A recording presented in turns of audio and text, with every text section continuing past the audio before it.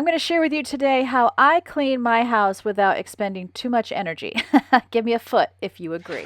On the weekends, my priority is more to get groceries in the house, figure out meal plan, that sort of thing.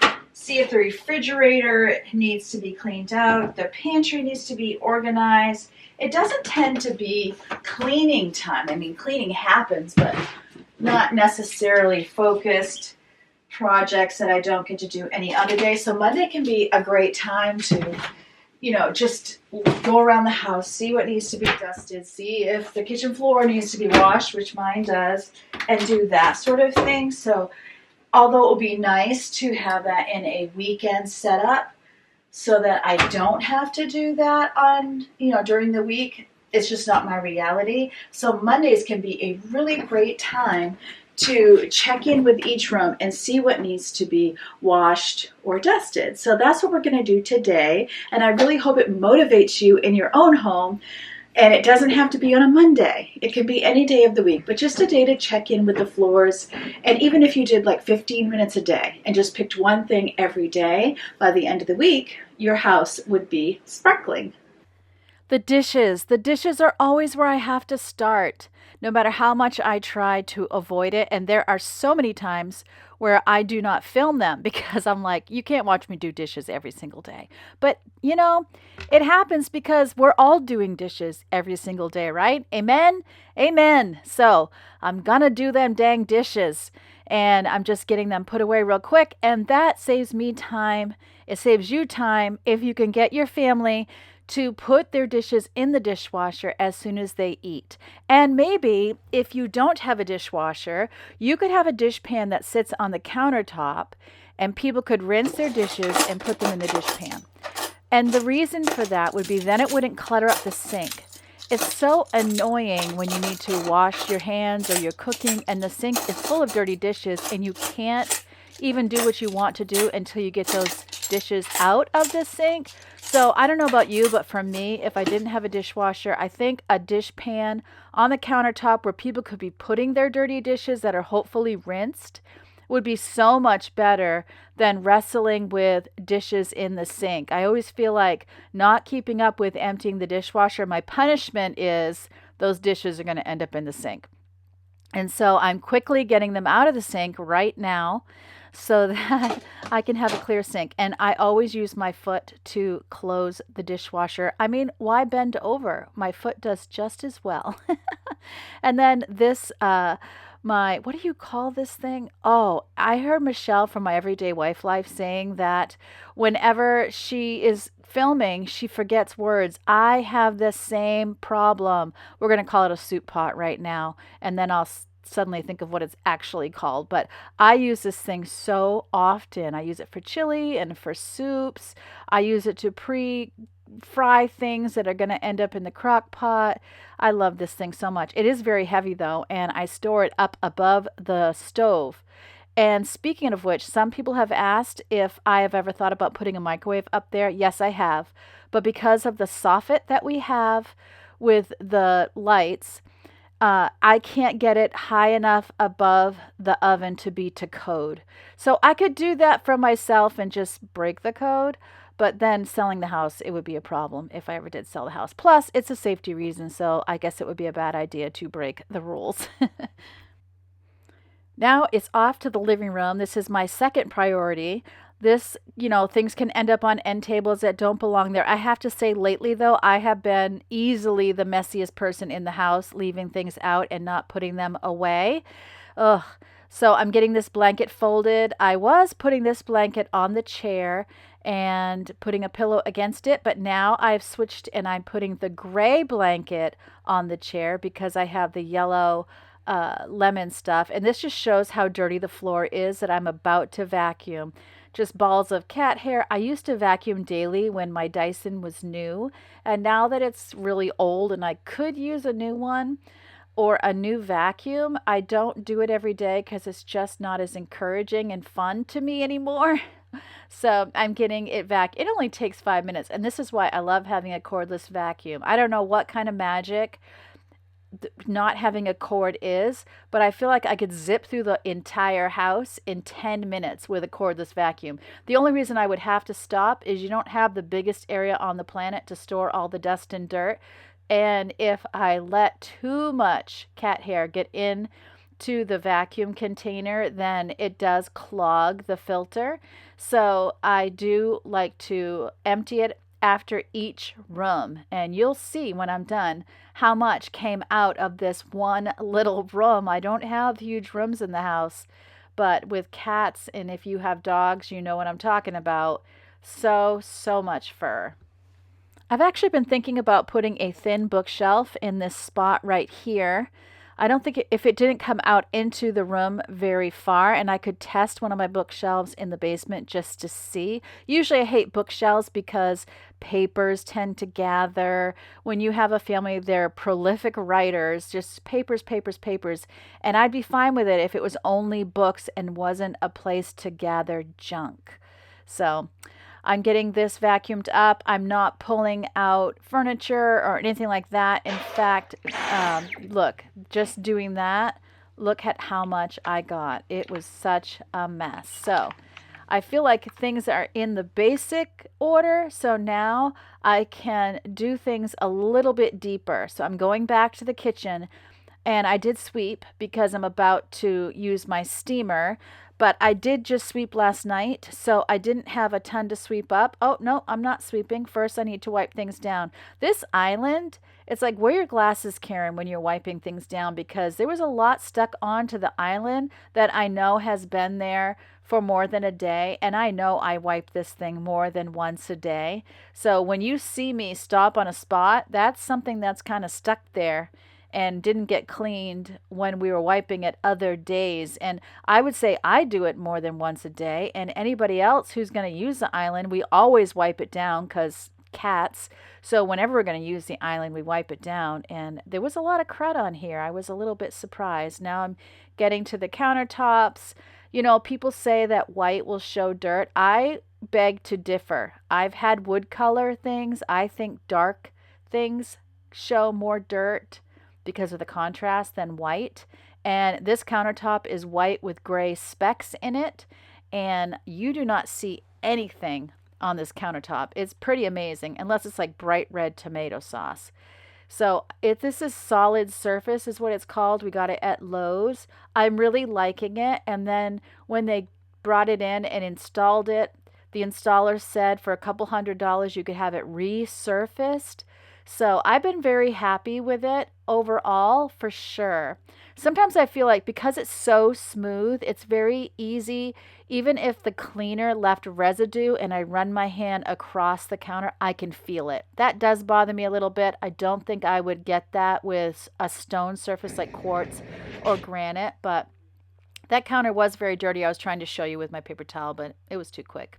And now I am re-sweeping again, because you don't want to steam or even mop if you have dirt on the floor.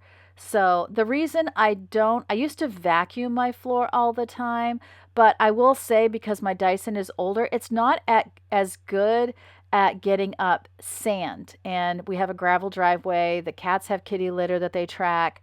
And so it's just as easy for me to sweep, but sometimes I do come in with a vacuum when I'm in a hurry. We've been at it a bit. How about a break? I was asked to show my cookbook, so I thought it'd be good to take a little cleaning break and show you my cookbooks. Okay. Our favorite cookbook, I think. I have two favorites, so I'm going to show you the more unusual favorite first. So this one is a more unusual favorite because when you see Meals That Heal, you know, you're kind of thinking, I don't know, Meals That Heal. You're not thinking just it's a great cookbook. It's by Carolyn Williams, and we did get it because I have a daughter who is gluten-free, egg-free, dairy-free. So these have just, I mean, we use this so much for our whole family because we love it. My pork tacos is in here. Homemade taco seasonings and different seasoning mixes is in here. Black bean and spinach quesadillas. A gluten-free chicken tender. There's a pork scallopine in here we use all the time. I mean, it's like literally all stained up. There's so much zucchini taco skillet. Oh, the sheet pan honey soy salmon with sweet potatoes and green beans that we use. And I even use that same mixture on chicken. There's just a lot in here that we love. Oh, the seared tofu with ginger vegetables, so good. I don't even like tofu and I eat this. So we really do like this cookbook, and that's why it's falling apart. Now, the standard, I got this from my mother-in-law when I first got married in 1990. So this has been a great cookbook, and I'll never get rid of it, even though I do have the newer one that we bought for Yvonne. We actually bought this by mistake. She wanted Betty Crocker, and we bought Better Homes and Gardens. But, you know, they've updated it. There's a whole new recipe. There's tons of new recipes. I'll go to this for ideas a lot of time. Also, their cakes and their frostings the girls really love. But this one, I mean, I have memorized where the drop biscuits are and where the pancakes are. You know, there's just some really easy Bisquick mix recipe. There's some very easy recipes in here that are basic enough to be so doable. You know, chicken and dumplings, you know, all of that stuff. Pie crust. So this is just very much a standard. Mastering the Art of Vegan Cooking. Rachel uses this more and she likes it. We don't turn to it all the time, but it's by Annie and Dan Shannon. It could be just because we haven't turned to it. But another one, this Sprinkles we own. I think this is Yvonne's, I think. So if you like to bake, you know, there's an option. I don't see that as big of a deal. Oh, How She Glows by Angela Liddon. This is another great one. So these two, you know, especially if you have some allergens in the house, but the Life Affirming Nacho Dip is our family favorite that we have every Super Bowl.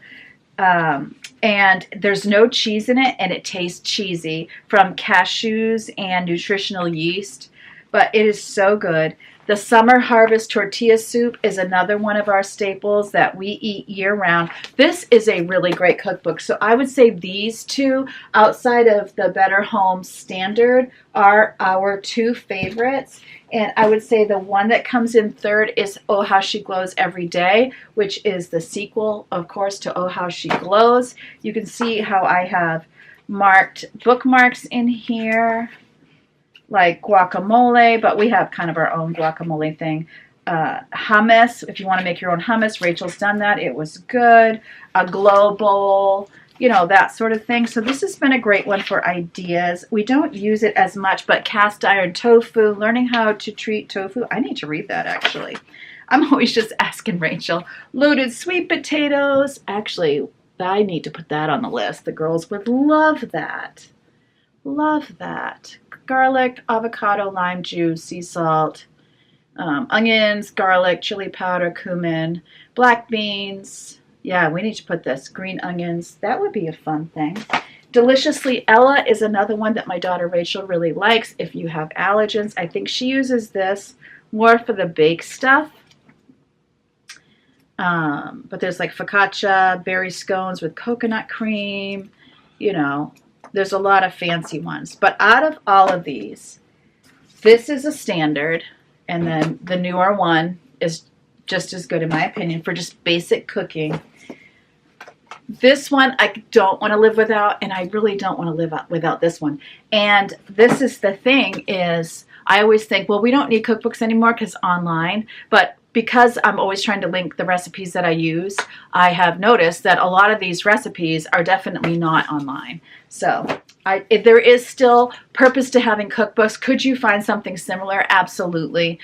But, you know, I do love paging through a book to get ideas, and I love the beautiful photographs. So there's some of my cookbooks. Let's get back to cleaning. These are the pads to my steamer. So the first thing that I do is get them good and wet. Do you give things the sniff test? I give these a sniff test twice because I thought, oh, I think they're starting to smell a little mildewy. So what I like to do, because you're really not supposed to add soap, but I feel that is so the same about Norwex. And I know with the Norwex, you can use the Norwex detergent that you would use for clothing on things like that, and it's not going to damage it. So when I feel like these need to be like washed, then I will use Norwex. So I think it's time to do that again. And I might just soak them in the Norwex soap and then give them a good rinse. Or what I'll do is a load of laundry with Norwex. I don't use Norwex all the time, but I will use it when I need something special. So I think I might do that. I'm getting a towel because what I do is I put a towel under my feet so that I don't make footprints as I walk on the damp floor. You know, it's not going to get too wet because I'm steaming, and they're just showing you, I'm showing you all the dirt. It's definitely not clean. I thought, it just needs to be swept. And then I think it was spinach on the floor. And I'm going to get to a place where I have to kind of scrape it up with my fingernail even.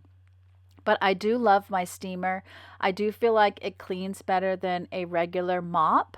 And it doesn't make my floor too terribly wet, which I also love. But you will see me get that towel here in just a minute. I realize I don't have it because I don't want to be walking. Here I go. I don't want to be walking on the floor that I just steamed. So sometimes I go backwards, but that's not really conducive to filming it. So this works just fine too. And then when I'm all done, I dry the floor. I always dry a floor when I wash it. That way I don't have to micromanage people walking on it.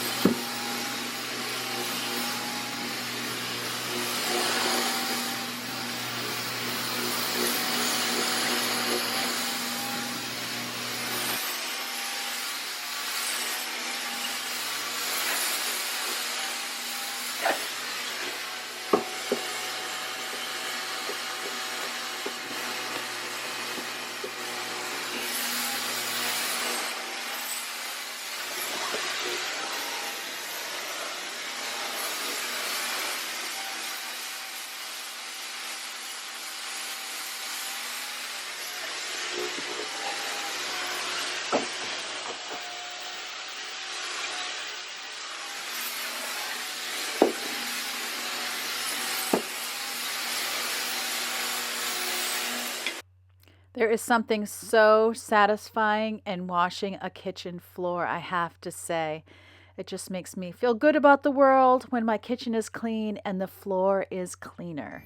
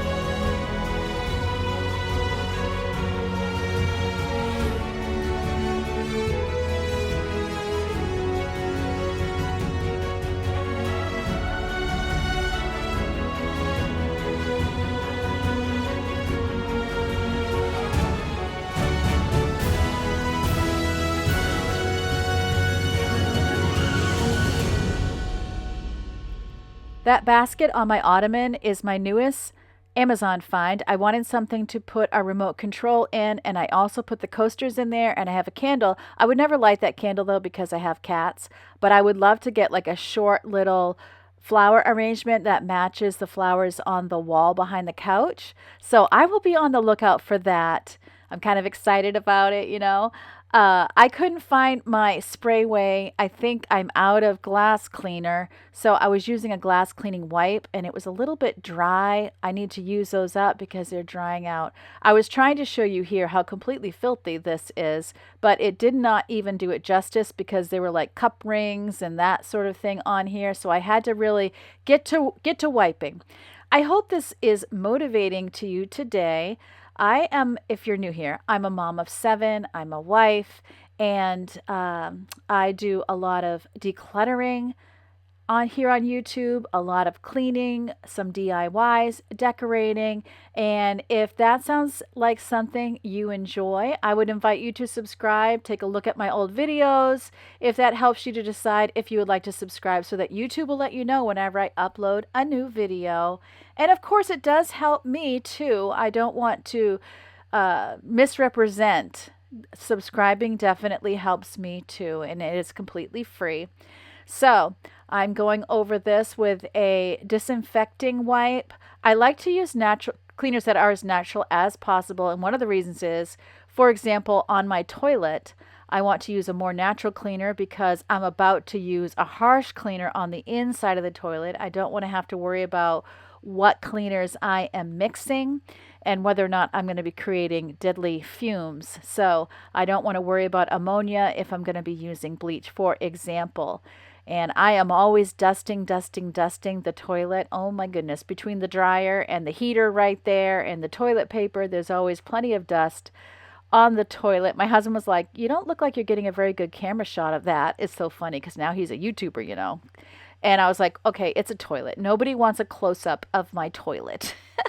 So now for my last chore, I am getting laundry switched over. This afternoon, I hope to do some decluttering in the basement, which you will see in tomorrow's video. So I'm just getting this switched over so that I can move on and take a little break first. I hope this video gave you some inspiration, motivation to just get some things done in the house. I ignored a lot of dirt. I ignored a lot of things that really need to be cleaned because I wrote a list on what I was doing today. I stuck to the list. And maybe have a list with you, and when you notice that wall behind the trash can, just write it down and you can put it for another day. It's just so hard. I did the one area where I did that was the cabinet doors. I was like, oh, I see something dripping down. I just got to get that. So I did do it there, but I tried to ignore as much as I could and just do what was on my list. So remember, as always, that God loves you and I love you too. And I can't wait to see you next time, which I hope will be tomorrow.